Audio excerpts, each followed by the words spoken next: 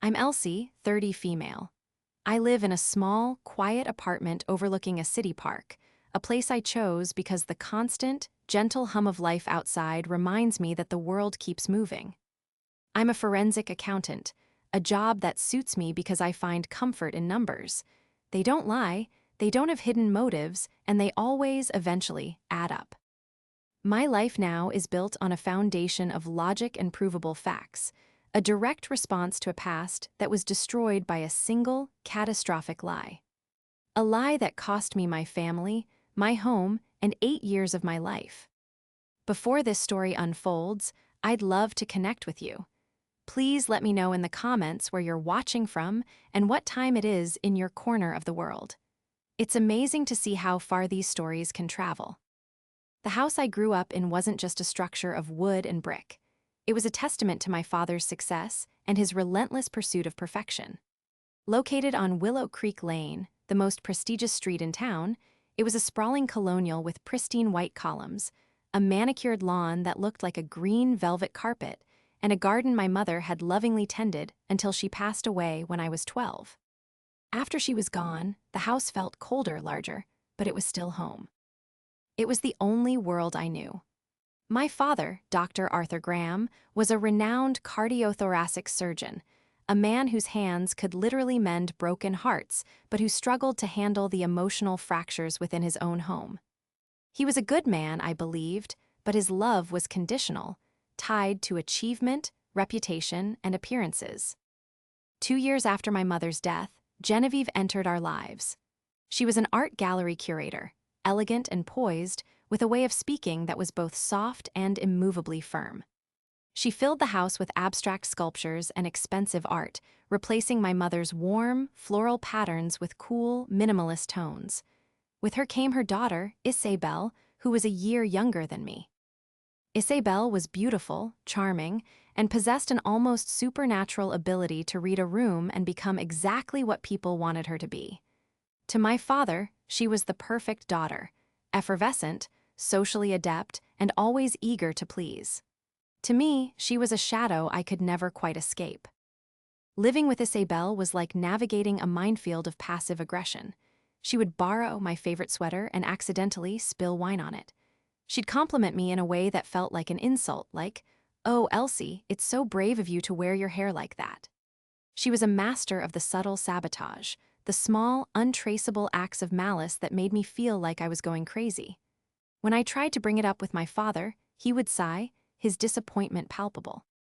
"Elsie, you need to try harder to be a family," he'd say, and Genevieve would nod in serene agreement, her hand resting on his arm. I was labeled difficult, jealous, sensitive. In our picture-perfect family, there was no room for ugly feelings, and Isabel was an expert at making my feelings seem very, very ugly. Despite the tension at home, I had a plan. I was studious, focused, and determined to build a life for myself outside the suffocating perfection of Willow Creek. I excelled in school, driven by a desire to earn my father's approval on my own terms. My best friend, Leo, was my anchor through it all. We grew up together, and he was the only one who saw through Isabel's polished facade. "She's a viper," he'd mutter after witnessing one of her subtle digs. "Just be careful."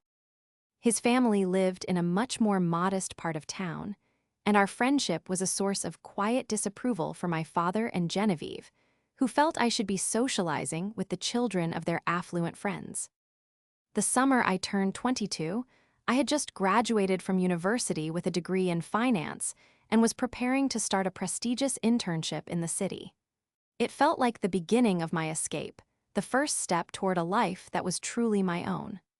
My father was hosting his annual garden party, a major social event for the town's elite. It was a command performance, and my role, as always, was to be the quiet, intelligent daughter who stayed in the background while Isabel, radiant in a designer dress, charmed everyone. She was in her element, flitting between guests, her laughter echoing across the lawn. That year, she had a new boyfriend, a wealthy young man named Julian, whose father was one of my father's colleagues. Julian followed Isabel around like a puppy, clearly infatuated. He was also arrogant and had a habit of drinking too much at parties. I'd seen him be pushy with other girls before and made a mental note to steer clear of him. Later in the evening, as the sun began to set, I retreated to the library for a moment of peace. The party was in full swing, and the noise from the garden was a dull roar. I was sitting in one of the leather armchairs, reading, when Julie and stumbled in, his face flushed with alcohol. "There you are," he slurred, a strange glint in his eye. "Isabel's little shadow." I stood up, uncomfortable. "I think you've had enough to drink, Julian. You should find Isabel." He took a step closer, blocking my path. "Why, she's busy. You're not," he said, reaching for my arm. I pulled away sharply. "Don't touch me," I said, my voice firm and low. My heart was pounding. I knew I needed to get out of the room, but he was bigger and stronger than me. "Come on, don't be like that," he persisted, grabbing my wrist.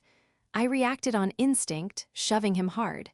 He was off balance and stumbled backward, tripping over an ottoman and crashing into a floor lamp. The lamp toppled over with a loud bang, and the bulb shattered. The noise brought immediate attention.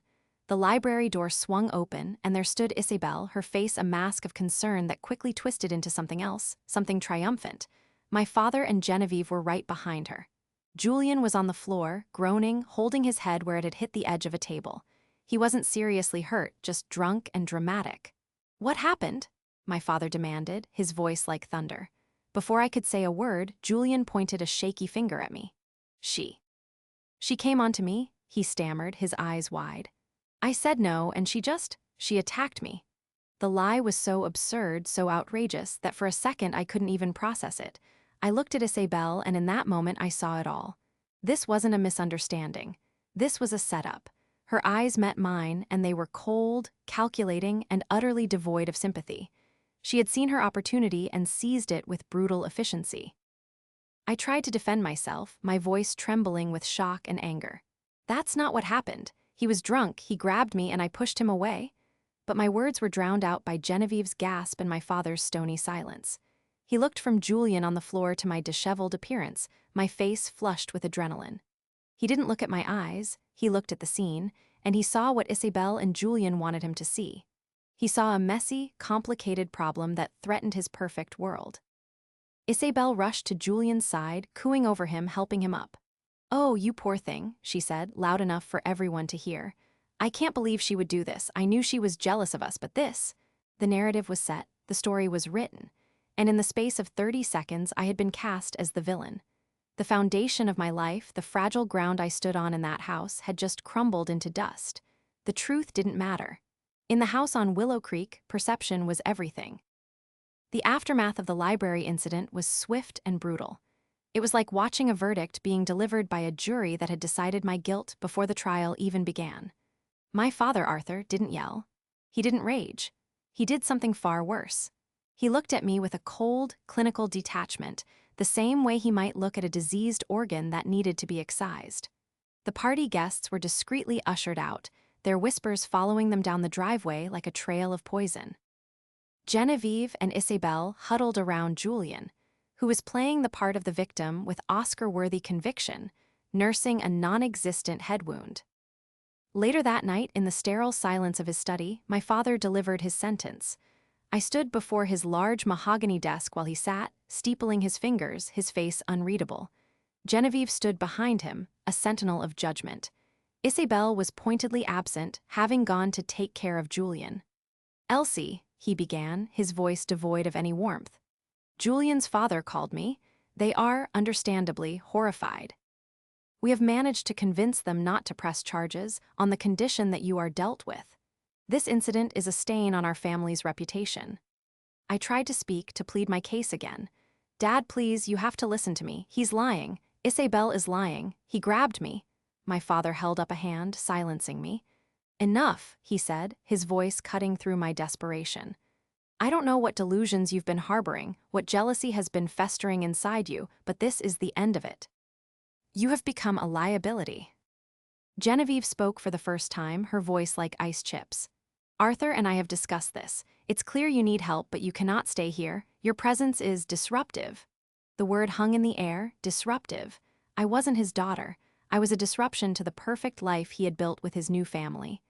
The lie had been so effective because it played into the character they had already written for me, the difficult, jealous older sister. Isabel had known exactly which strings to pull. "You will pack a bag," my father continued, standing up to signal the conversation was over. "You have until morning. I will transfer a sum of money to your account, for a few months' rent and expenses. After that, you are on your own. You are not to contact me, this family, or any of our friends. You are no longer welcome in this house." I was stunned into silence, disowned. The word felt archaic, like something out of a Victorian novel, but the reality of it was sickeningly modern. No discussion, no questions, just a clean, surgical removal. I looked at his face, searching for any flicker of doubt, any hint of the father who had once taught me how to ride a bike and read me bedtime stories.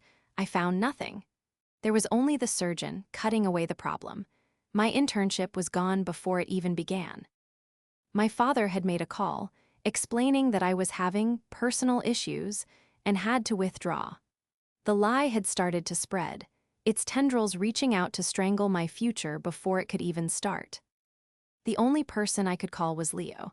I met him at an all-night diner, my entire life packed into a single suitcase in the trunk of my beat-up car. When I told him what happened, his face hardened with a quiet fury I had never seen before. He believed me instantly, without a single moment of hesitation. That unwavering trust was the only thing that kept me from shattering completely. "We can fight this, Elsie," he said, his hands wrapped around a coffee mug. "We can go to the police. You can make a statement."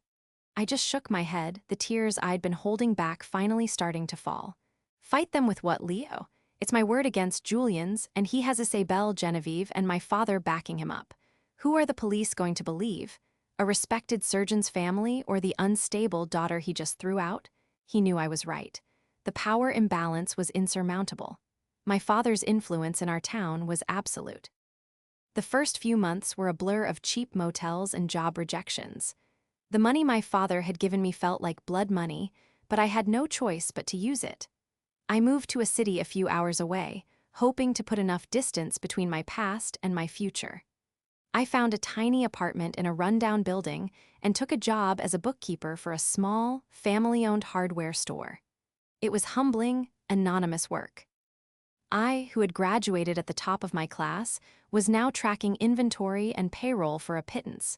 But in a way, the anonymity was a blessing.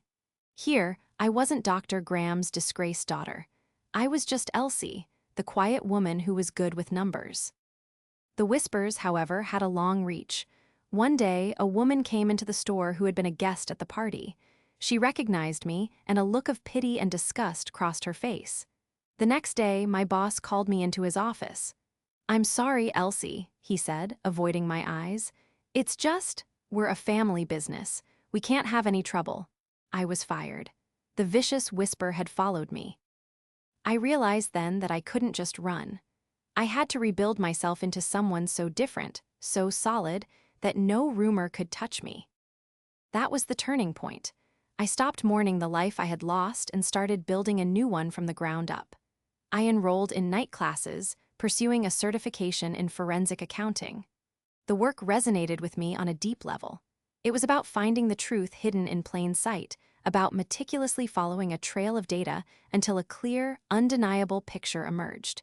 It was everything I hadn't been able to do for myself. Leo was my rock. He was in law school himself, and we would have late-night study sessions over video calls, two people determined to build armor against the world. He never let me give up, and he never let me forget who I was before the lie. Years passed. I became exceptionally good at my job. I started my own small consulting firm specializing in uncovering financial fraud. My reputation grew. I wasn't just Elsie anymore. I was Elsie Graham, a name that meant something in my professional circle. I was sharp, relentless, and trusted. I never spoke of my family. As far as my new life was concerned, I was an orphan. But late at night, in the quiet of my apartment, the injustice would still burn in my chest. I had accepted my new life, but I had never accepted the lie. I knew, with a certainty that never wavered, that Isabel had orchestrated the entire thing. But I had no proof. And without proof, the truth was just another story. I buried the anger, the hurt, the desire for vindication deep inside me. I told myself it was the past, but I knew deep down that the past is never truly gone. It just waits for an opportunity to resurface. And one rainy Tuesday afternoon, 8 years after I was cast out, that opportunity arrived in the form of a phone call from a number I didn't recognize. Life has a funny way of delivering closure when you've finally stopped looking for it. For 8 years, I had meticulously constructed a new identity. I was no longer the fragile girl cast out of the grand house on Willow Creek. I was the owner of a successful forensic accounting firm. My work was my sanctuary, a world of spreadsheets and ledgers where everything had to balance. It was a world of facts, not whispers. I had a small circle of trusted friends, Leo being the closest, and I had found a sense of peace in my quiet, orderly existence. My family was a closed chapter, a book I never intended to reopen. The phone call that changed everything came on a dreary afternoon. I was reviewing a complex fraud case, tracing diverted funds through a labyrinth of shell corporations, when my phone buzzed with an unknown number. I almost ignored it, but something made me answer. "Is this Elsie Graham?" a hesitant male voice asked.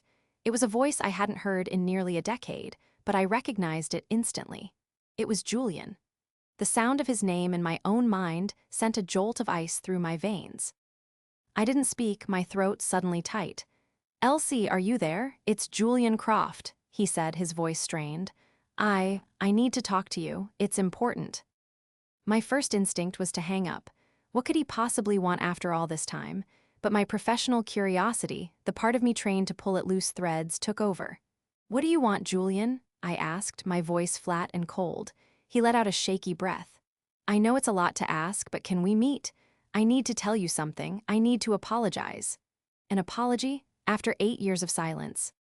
The request was so audacious, so bizarre, that I found myself agreeing, if only to understand the motive behind it. We arranged to meet at a neutral, public coffee shop the next day. I chose a place far from my office and apartment, a small, anonymous spot where we were unlikely to be seen. When I saw him, I was struck by how much he had changed. The arrogant, preppy boy from the party was gone. In his place was a man who looked tired and defeated. His expensive suit was slightly rumpled, and there were dark circles under his eyes. He fidgeted with his coffee cup, avoiding my gaze. "Thank you for coming," he mumbled. I just stared at him, offering no warmth. "Get to the point, Julian." He finally looked up, and his eyes were filled with a strange mixture of fear and desperation. "I'm in trouble, Elsie," he said. "My business is failing, I'm on the verge of bankruptcy, and it's all because of her." "Her?" I asked, though I already knew the answer. "Isabel," he said, the name tasting like poison in his mouth. "We dated for a few years after that night. I thought she was amazing. Everyone did, but she's a black hole. She sucks everything and everyone dry." He went on to describe a pattern of behavior that was chillingly familiar. The manipulation, the gaslighting, the constant need for more money, more attention, more control.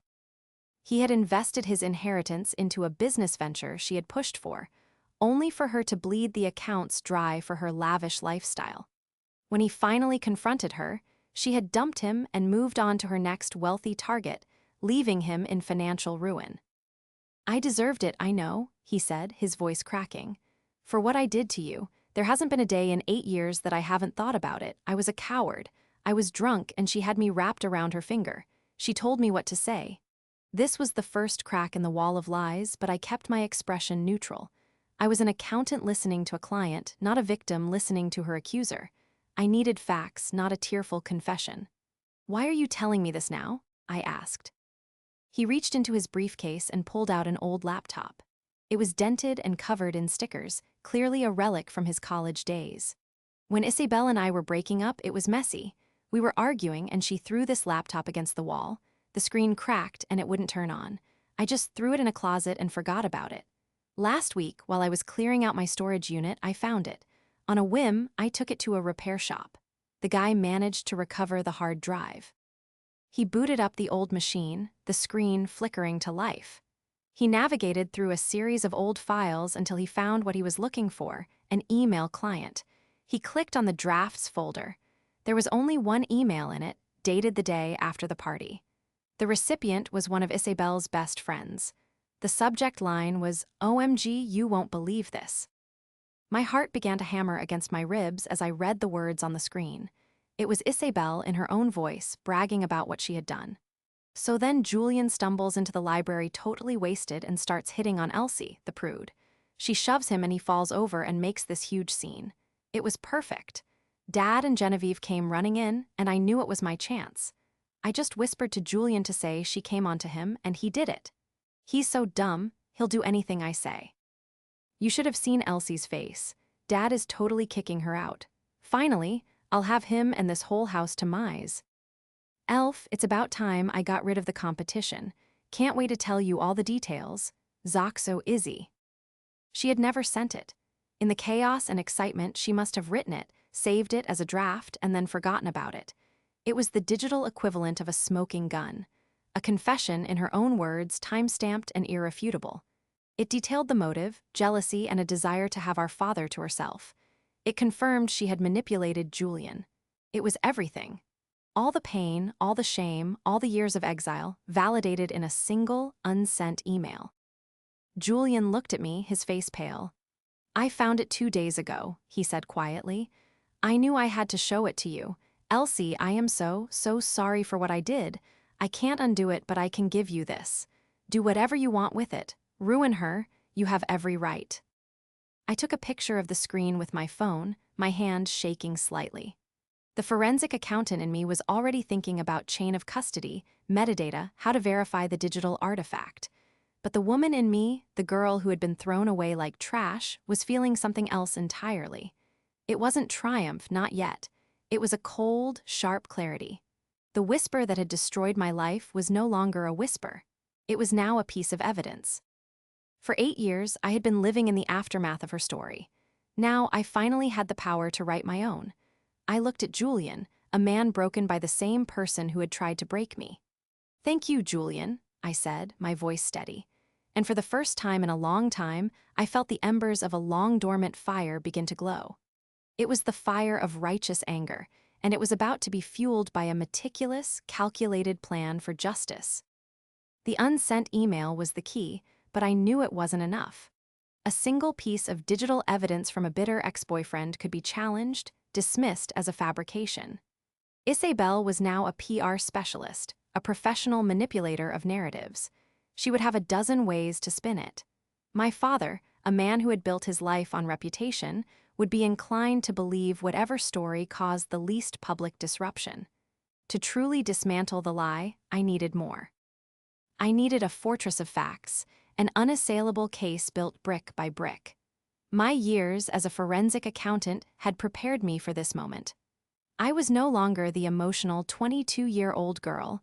I was a 30-year-old expert in uncovering the truth. The first person I called was Leo. When I sent him the picture of the email, he responded with a single word: "Finally." He was a corporate lawyer now, sharp and methodical, and he immediately shifted into professional mode.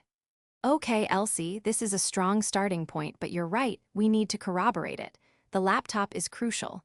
We need to get a forensic image of the hard drive before it can be tampered with or lost. Tell Julian not to touch it." Leo arranged for a third-party digital forensics expert to copy the drive, creating a verifiable chain of custody. The expert's report confirmed the email draft's authenticity and its original creation date. That was brick number 1. Now I needed to establish a pattern of behavior for Isabel. Her deceit couldn't be a one-time event, it had to be a character trait. My investigation started with her public persona. Isabel was now Izzy Graham, a rising star in the city's philanthropic scene. She ran high-profile fundraising campaigns for a major children's charity, and her social media was a carefully curated gallery of her good deeds. Photos with sick children, smiling alongside wealthy donors, accepting awards for her selfless dedication. It was sickeningly perfect, but I knew that behind every perfect facade, there are cracks. My job was to find them. I started by digging into the charity's finances. As a registered nonprofit, their financial statements were public record. To an untrained eye, they looked fine, but I wasn't an untrained eye. I spent nights poring over their disclosures, cross-referencing vendor payments, and analyzing expense reports. I noticed something subtle. The vendors for her big charity galas, the caterers, the florists, the PR firms, were all charging rates that were significantly above market value, sometimes by as much as 30–40%. And all of these overpriced vendors were subsidiaries of a single holding company.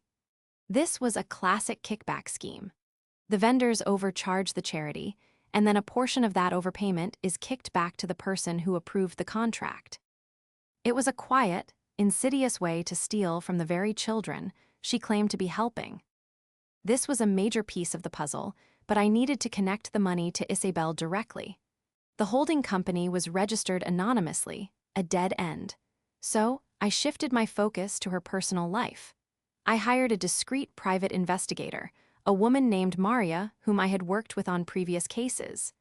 I didn't tell her the full backstory, only that I was conducting a background check on Isabel for a private financial matter.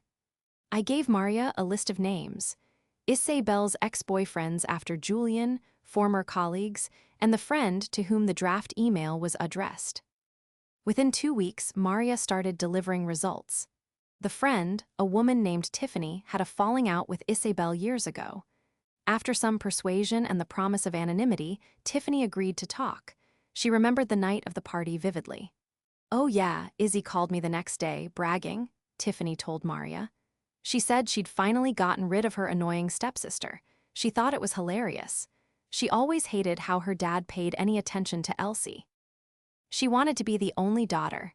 This was verbal confirmation, a motive straight from the source. Brick number 2. Next, Maria tracked down another ex-boyfriend, a man who had dated Isabel for a year. His story was eerily similar to Julian's.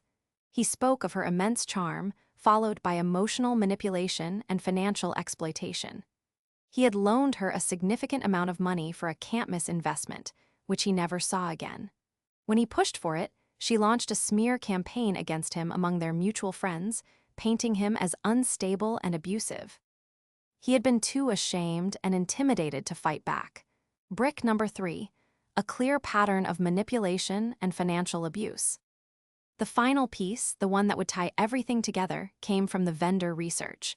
While digging into the ownership records of the overpriced event company, I kept hitting shell corporations. It was a deliberately confusing web, but one of the corporate filings from years ago had a clerical error. For a brief period before it was corrected, the name of the primary signatory was listed. The name was Genevieve, my stepmother. It all clicked into place. Genevieve wasn't just an idle bystander. She was an active participant. She was using her connections in the art and event world to help Isabel embezzle money from a children's charity. The overpriced contracts weren't just for Isabel's benefit, they were a family business. This was the masterstroke. It wasn't just about Isabel's lie anymore. It was about a deep-rooted, systemic corruption that implicated her mother as well. I now had a complete picture, a portfolio of deceit. I had the original lie, confirmed by the unsent email and a witness. I had a documented pattern of Isabel's manipulative behavior with former partners. And most damningly, I had uncovered a sophisticated fraud and embezzlement scheme involving both Isabel and Genevieve, stealing from a charity. My personal vindication was now tied to a much larger, undeniable crime. My father couldn't dismiss this. He couldn't sweep it under the rug. This wasn't just a family squabble that would tarnish his reputation. It was a criminal conspiracy that would obliterate it if he tried to cover it up. Leo reviewed the entire file I had assembled. He laid out all the documents on his large conference table, the forensic report, the witness statement from Tiffany, the financial analysis of the charity, the corporate records linking back to Genevieve. He looked up at me, a slow smile spreading across his face. "This is airtight, Elsie," he said. "This isn't just a case against Isabel anymore. This is a nuke. The question is, where and when do you want to detonate it?" I thought about it for a moment, looking at the evidence of their rotten life. A quiet, private confrontation wouldn't be enough. The lie that had ruined me was public. The truth needed to be just as public. I knew exactly the time and place. Isabel's biggest night of the year was coming up, the annual Miracle Makers Charity Gala, the very event she used as a vehicle for her fraud. It would be the perfect stage for the truth to finally take its bow. The Miracle Makers Gala was the crown jewel of Isabel's career. It was the most exclusive, high-profile charity event in the city, attended by the wealthiest and most influential people, including, of course, our father. For years, Arthur had been the gala's honorary chairman, his presence lending it an air of medical gravitas and unimpeachable integrity. Isabel would always give a tear-jerking speech about her passion for helping those in need, and my father would look on, his chest puffed with pride for his perfect, philanthropic daughter. This year, the gala was celebrating its 10th anniversary, and Isabel was pulling out all the stops. It was billed as the event of the season. It would also be the scene of her undoing. My plan was not about a dramatic, screaming confrontation. That was Isabel's style. Mine was colder, more precise, like a surgeon's cut. It had 3 phases: infiltration, isolation, and implosion. I needed to control the narrative completely, leaving her with no room to lie or escape. Phase 1, infiltration, began a month before the event. Through my firm, I made a substantial, anonymous donation to the children's charity, large enough to get me placed on the list of VIP donors. I bought a table for 10 at the gala under my company's name, Graham Financial Forensics. The use of my last name was intentional. It was a name I had shied away from for years, but now I would reclaim it. I knew the moment Isabel or Genevieve saw the name on the guest list, it would unsettle them, but they would likely dismiss it as a coincidence or, at worst, an empty threat. Their arrogance was their weakness. They couldn't imagine I had the power to do anything. My guest list was carefully curated. I invited Leo, of course. I also invited Julian, who, after much convincing, agreed to come. His presence was crucial. I invited Maria, my private investigator, who looked more like a socialite than a detective. The other seats were filled with 2 respected local journalists I had built a professional relationship with, a board member of the charity who I knew was a stickler for rules and had privately expressed concerns about rising event costs, and the ex-boyfriend Isabel had smeared, who was now a successful tech entrepreneur. My table was a collection of ghosts from Isabel's past and instruments of her future downfall. Phase 2, isolation, was about cutting off her support systems before she even knew she was under attack. 2 days before the gala, Leo, acting as my legal counsel, sent a carefully worded letter to the charity's board of directors, excluding Isabel. The letter didn't reveal everything, but it raised serious concerns about financial mismanagement, citing specific, inflated vendor contracts, and a potential conflict of interest involving the event's primary organizer. It requested an emergency audit and stated that if the board did not act, the information would be forwarded to the state's attorney general. This was designed to sow panic and distrust among the board members. When Isabel arrived at the gala, her allies on the board would already be looking at her with suspicion, wondering what was about to break. Simultaneously, I prepared a package for my father. It contained a single document, a copy of the unsent email, nothing else. No explanation, no accusation, just Isabel's own words, a seed of doubt to be planted just before the main event. I had it delivered by a courier to his office the afternoon of the gala with a note that simply said, "The truth finds its way." He would be reading it as he was getting ready to go celebrate his wonderful daughter. He wouldn't know what to believe, but for the first time in 8 years, he would be forced to question the story he had accepted as fact. He would be walking into that ballroom with his foundation shaken. Phase 3, implosion, was the gala itself. I chose a dress that was the opposite of everything my family stood for. It wasn't a flashy designer gown. It was a simple, elegant, dark blue dress that conveyed quiet power and seriousness. When my table arrived, there was a ripple of confusion. Isabel, standing at the entrance, saw me, and for a split second, her perfect smile faltered. She saw me, then she saw Julian standing beside me.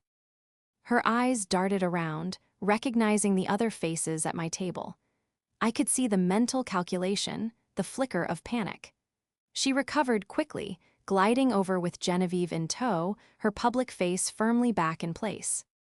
"Elsie," she said, her voice dripping with false sweetness. "What a surprise. I didn't realize you were in the financial business." "Forensics," I corrected her gently. "We find things that are hidden." Genevieve looked at me with pure disdain. "I don't know what kind of game you think you're playing, but you are not welcome here." My father arrived at that moment, his face a grim, unreadable mask. He had clearly read the email. He looked at me, then at Isabel, then back at me. He was caught between two realities. "What is going on here?" he asked, his voice low. "Nothing, Daddy," Isabel said, looping her arm through his. "Elsie is just trying to cause a scene, as usual." This was her go-to move, paint me as the unstable one. But this time, it wouldn't work. I simply smiled. "I have no intention of causing a scene," I said calmly. "I'm here as a donor to support the children. I'm sure we all want what's best for the charity." My calmness unnerved them more than any outburst could have. I led my guests to our table, which was situated prominently near the stage, and we sat. The trap was set. All the pieces were in place. All I had to do was wait for the perfect moment to spring it. The orchestra began to play, and the gala began, a glittering facade over a foundation that was about to be pulverized into dust. The atmosphere in the ballroom was thick with tension that only a few people could feel. To the other 500 guests, it was a beautiful evening of champagne, fine dining, and self-congratulation. For those at my table, and for my former family, it was the calm before a Category 5 hurricane.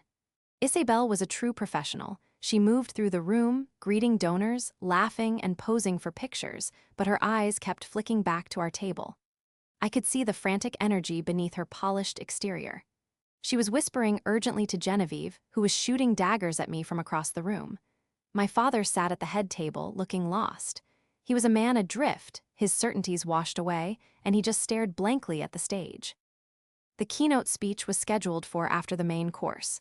It was the centerpiece of the evening, the moment Isabel would take the stage to talk about her passion and dedication, culminating in a live appeal for donations. That was my moment. As the waiters cleared the plates, Leo leaned over to me. "Are you ready?" he asked quietly. I nodded, my heart beating a steady, determined rhythm. "It's time." Leo discreetly handed a USB drive to one of the journalists at our table. The journalist nodded and slipped away towards the AV booth, where a colleague was waiting. They had agreed to help, intrigued by the promise of a major story on charity fraud. The lights dimmed and a spotlight hit the stage. The president of the charity's board, a man whose face was now tight with worry, stepped up to the podium. "And now," he said, his voice lacking its usual enthusiasm, "it is my great honor to introduce the heart and soul of this event, our Director of Philanthropy, Ms. Isabel Graham." Isabel walked onto the stage to a wave of applause. She was wearing a stunning, sequined gold dress, looking every bit the angel of charity. She took the podium, beaming at the crowd. "Thank you all so much for being here," she began, her voice quivering with expertly feigned emotion. "When I look out at all of you, I don't just see donors, I see miracle makers. Each dollar you give tonight helps us give a sick child a chance to dream." As she continued with her well-rehearsed speech, I stood up from my table. A quiet gasp went through the nearby tables. All eyes turned to me. Isabel faltered, her words catching in her throat as she saw me standing.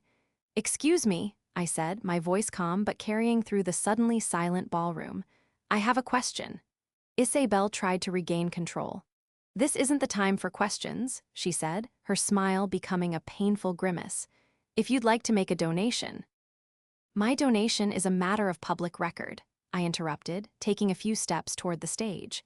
"But I'm concerned about where the money is going. For example, are you aware that the event management company you hired, Golden Events LLC, has been overcharging this charity by nearly 40% for the last 3 years? A murmur went through the crowd. The board members looked horrified. Isabel's face went white. "That's a slanderous accusation," she spat.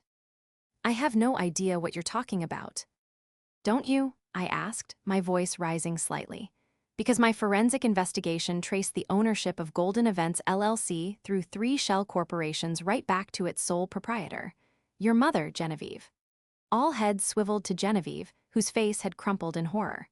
My father looked as if he'd been physically struck.